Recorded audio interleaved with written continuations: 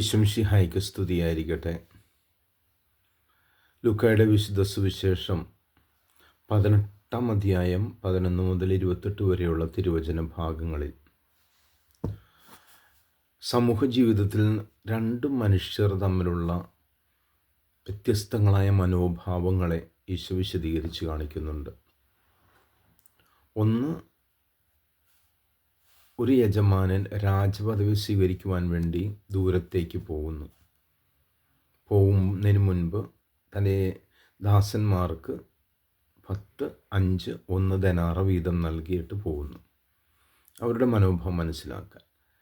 എന്നാൽ ഒന്ന് കിട്ടിയവൻ, അവൻ ഒന്നും സമ്പാദിക്കാതെ അത് മറച്ചു വെച്ചുകൊണ്ട് രാജപദവി സ്വീകരിച്ച് കടന്നു വരുന്ന യജമാനൻ്റെ പക്കൽ അത് കൊടുത്തിട്ട് പറയുന്നു, നീ വിതയ്ക്കാത്തിടന്ന് കൊയ്യുന്നവനും ശേഖരിക്കാത്തിടന്ന് പാറ്റുന്നവനും ഒക്കെയാണെന്ന് പറയുന്നു.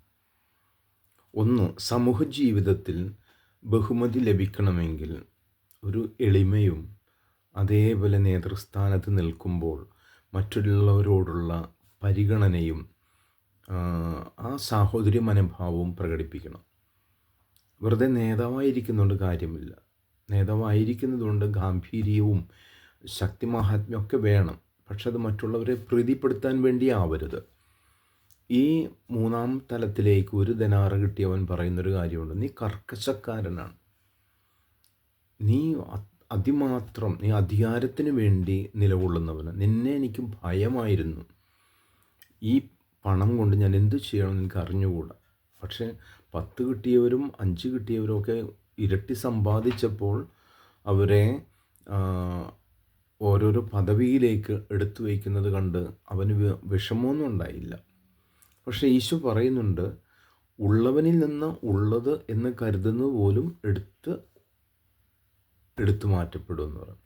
അപ്പോൾ ഇവൻ ഇല്ലാത്തവനാണ്, ഒന്നുകൊണ്ട് ഇവനൊന്നും ചെയ്യാൻ പറ്റില്ല, പക്ഷെ അതുപോലും എടുത്തിട്ട് ഉള്ളവർക്ക് ഈശോ കൊടുക്കുന്നവനാണ്.